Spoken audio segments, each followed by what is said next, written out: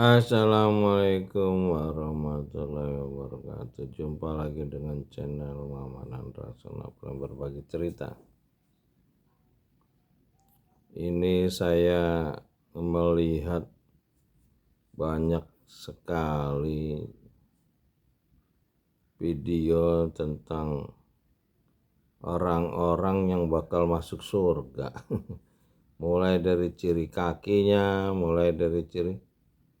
Ini orang-orang yang ceramah menjual surga ini sebetulnya kalau dari petunjuk kitab ini adalah para pendusta yang nantinya akan diprotes oleh pengikutnya. Ternyata surga yang dia janjikan itu tidak ada. Jadi memang kalau orang yang ngajak membaca petunjuk itulah yang benar. Batasnya kita memberi peringatan kepada orang lain untuk mengingatkannya untuk membaca petunjuk. Lalu dia nanti membaca sendiri kitab petunjuk itu dengan Iqra. Nah, dari situ dia akan paham apa yang petunjuk itu, karena orang lain tidak akan bisa menjelaskan isi kitab itu kepada orang lain, karena memang kita itu bil ghaib, beriman kepada yang gaib. Yang gaib ini nggak ada yang bisa menceritakannya, nggak ada yang mampu gitu. Manusia nggak mampu menceritakan yang gaib, pencipta langit dan bumi, apalagi menceritakan surga. Ya surga itu diceritakan kalau memang benar sih bukan surga sih, jannah, kebun gitu, satu tempat yang seperti di dunia ini yang nyaman gitu, ada buah-buahan, tidak panas, airnya segar, nikmat gitu. Bukan nggak ada istana-istana, tidak ada ya, cuman ada tempat duduk. Ya kita duduk di taman itu, gambarannya itu ada di kitab ini. Tapi kalau orang ngomong surga itu ya, surga itu kan bahasa Hindu, agama Hindu ya. Kalau dia cerita surga itu ya, yang punya surga itu ya agama Hindu gitu. Kalau di kitab tuh jannah itu satu tempat aja gitu, yang seperti di dunia ini dengan kualitas yang berbeda gitu.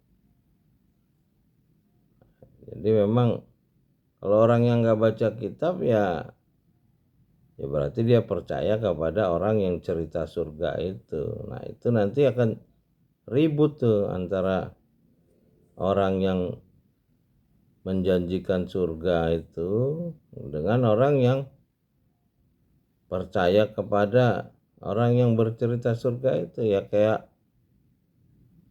promosi lah, kayak kalau zaman kita kecil dulu ada tukang obat, ngobral obat, ngobral barang, ngobral, oh cerita begini-gini, dijamin tidak luntur misalnya, sampai rumah luntur misalnya.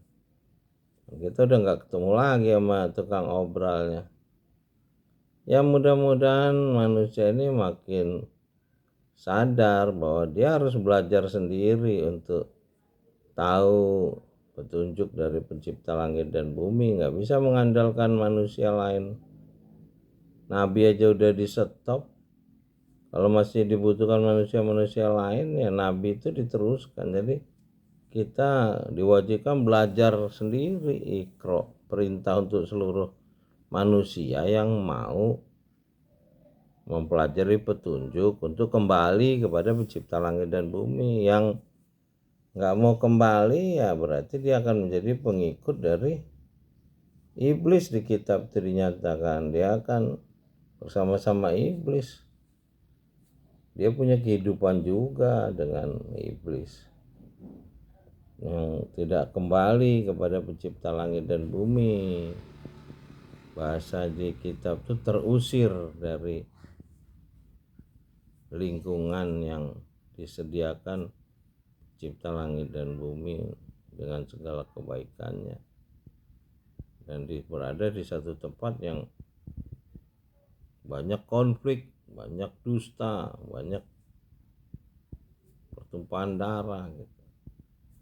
Ya mudah-mudahan semakin banyak orang yang kembali membaca kitab yang menjadi petunjuk manusia yang telah ditulis setelah Nabi terakhir Muhammad SAW meninggal, mengacu kepada kitab yang diterima Adam alaihissalam di alam ruh sebagai khalifah pertama.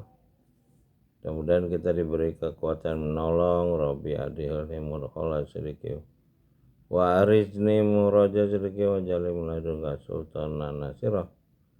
Salamun kalami Robi Rohim. Salam dari Muhammad an Rasul yang berbagi cerita Menara Langit. Assalamualaikum warahmatullahi wabarakatuh.